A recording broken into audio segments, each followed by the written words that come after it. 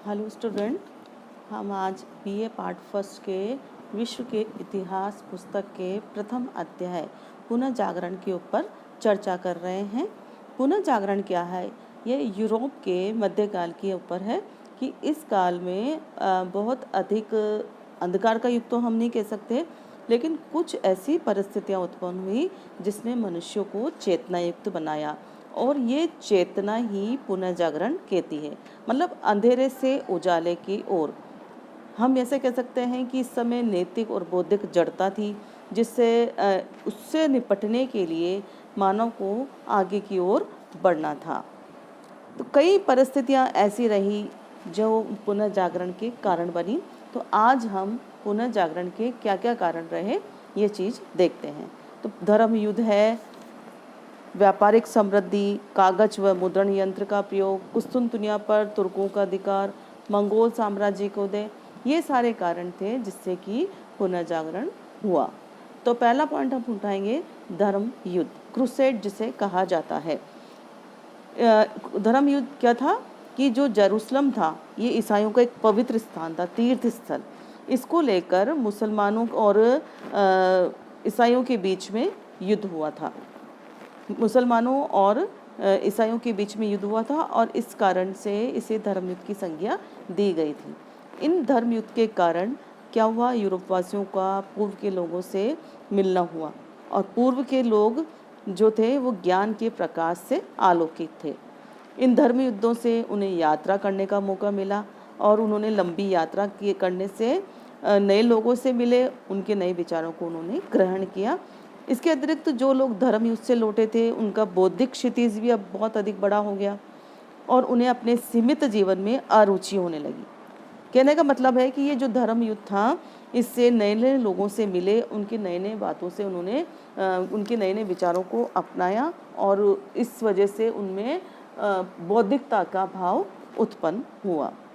दूसरा पॉइंट हमारा है व्यापार में विकास। एक मुख्य कारण था व्यापार का उदय। ये धर्म युद्धों के कारण ही हुआ कि व्यापारिक संबंध स्थापित हुए दूसरे देशों के साथ, और कई बार क्या होता था कि ये दूसरे देशों से जब पहुँचे, दूसरे देशों में व्यापार के सिलसिले में पहुँचे, तो वहाँ के नए विचार और उनके प्रगतिशील तत्वों से परिचित हुए। इसके साथ ही व्यापार के विकास से नए नगर का भी विकास हुआ, नए नगरों का भी जन्म हुआ। वेनिस, मिलान, फ्लोरेंस, नूरेबर्ग आदि। तो इन्होंने मनुष्य के जीवन को प्रभावित किया, और यूरोप के जो नगर थे अंतर्राष्ट्रीय व्यापार के केंद्र बनने लगे। अब इसमें आगे हम देखेंगे कि जो जिनके पास जो व्यापार कर रहे थे व्यापारी, उनके पास अधिक धन हो गया, और अधिक धन होने से क्या हुआ? वह उनको विद्या का अध्ययन करने का मौका मिला। नहीं तो क्या था, मध्य युग में तो केवल जो पादरी थे उन्हें ही इसका अवसर मिलता था। अब जब आप पढ़ाई करेंगे या विद्या अर्जन करेंगे तो आपको पता चलेगा ना कि हमारा जीवन किस तरह से सिर्फ इस लोक तक ही नहीं है, बल्कि पारलौकिक भी है, इस जीवन के आगे भी कुछ है। तो ये सब जो था पहले सिर्फ पादरियों को इसका अवसर मिलता था। इसके अतिरिक्त जो व्यापारी थे अब चूँकि अब समृद्ध हो चुके थे, तो उन्होंने चर्च की कड़वी आलोचना करके उनके महत्व को कम करने की कोशिश भी की, क्योंकि चर्च जो है सूद लेने को पाप मानता था, और व्यापारी क्या करते थे? सूद लेते थे।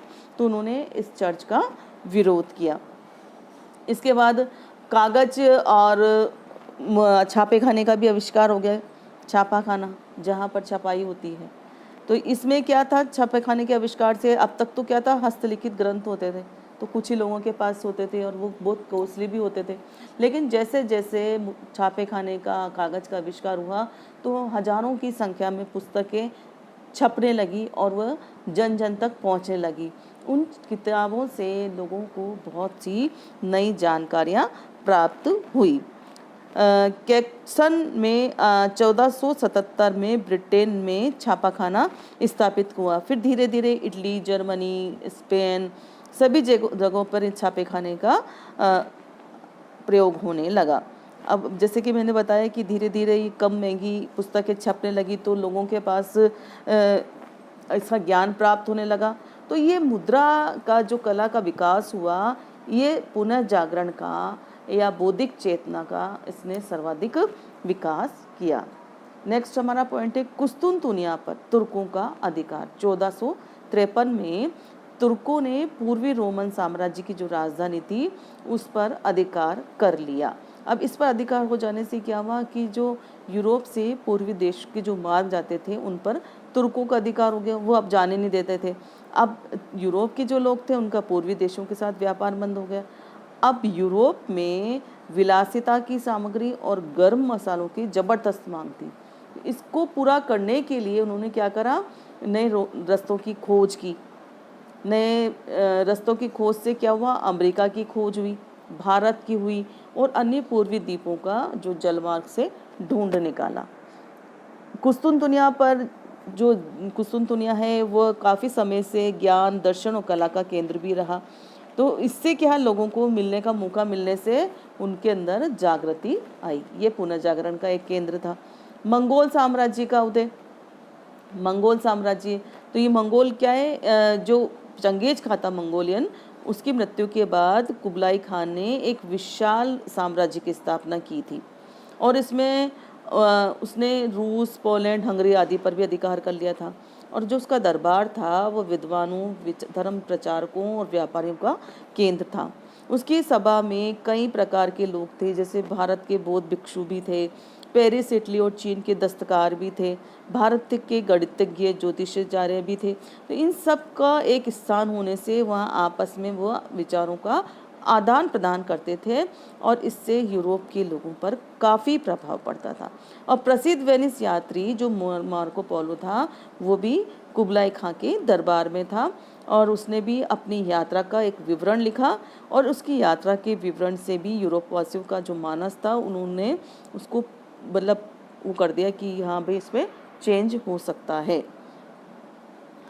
ये सारी चीज़ें हैं। इसके अलावा कागज़ का मुद्रण, कुतुबनुमा बारूद की सर्वप्रथम इससे जानकारी मिली।